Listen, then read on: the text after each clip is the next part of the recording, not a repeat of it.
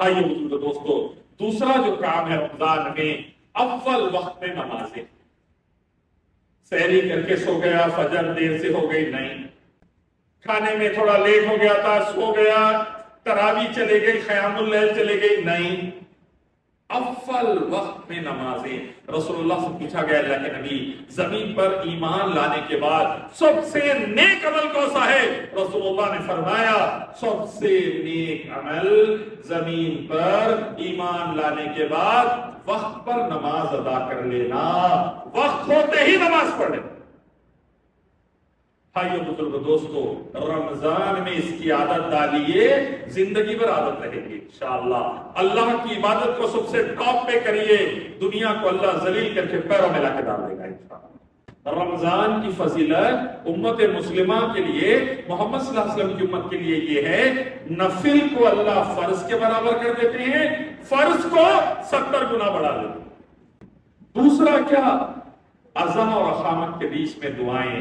اللہ کے رسول فرماتے ہیں اذان اور اقامت کے بیچ کی دعا اللہ رد نہیں کرتے. سنتیں پڑھ کر اللہ سے دعائیں.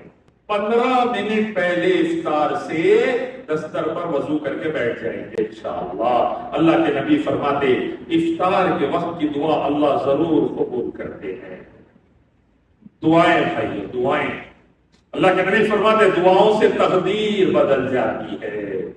تقدیر بدلنا ہے، بری سے اچھی تقدیر میں آنا ہے. دعائیں. انک ربی لسمیع الدعاء، آپ کا رب دعاؤں کا سننے والا ہے. مجیب الدعاء، دعاؤں کا قبول کرنے والا ہے. دعا ایسی ہے تیر نشانے پہ جا کے جیسا لگتا، تہجد کی دعا نشانے پہ ویسا لگتی ہے.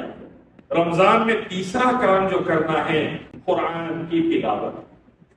جتنی ہو سکے زیادہ سے زیادہ قرآن سننا پڑھنا، سننا پڑھنا. انشاءاللہ کوشش کرنا ترجمے کے ساتھ، ٹرانسلیشن کے ساتھ. کیا فرما رہے اللہ تعالیٰ عبداللہ سے، عبد الرحمن سے، عبد الرزاق سے، سلیم سے، کلیم سے، آپ لوگوں سے اللہ کیا فرما رہا ہے؟ کائنات کا رب آپ کے لیے کیا نازل کر کے بھیجا ہے محمد صلی اللہ علیہ وسلم کی طرف. خیر خیرات، زکوٰۃ اور صدقات. زکوٰۃ دیجئے، اپنے مال کی حفاظت کیجئے. صدقات دیجئے، جان و مال عزت و آبرو کی حفاظت کیجئے. رشتہ داروں پہ خرچ کیجئے، اپنے مال اور اپنی جان دونوں میں اضافہ کیجئے.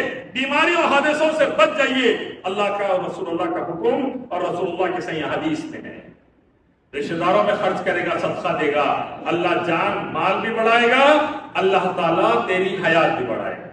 اللہ فرماتے ہیں جنتی جہنمی سے پوچھیں گے کیا بات کہ اللہ نے تمہیں جہنم میں ڈال دیا؟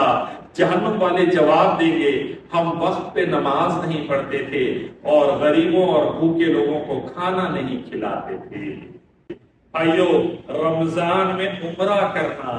رسول اللہ فرماتے ہیں رمضان میں جو عمرہ کرے گا حج کے برابر ثواب، یا میرے ساتھ یعنی اللہ کے رسول کے ساتھ حج کے برابر ثواب.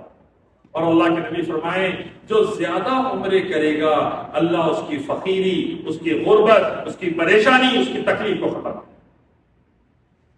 تو انشاءاللہ زیادہ سے زیادہ عمرے کرے. اللہ ہم سب کو اس کی توفیق نصیب فرمائے.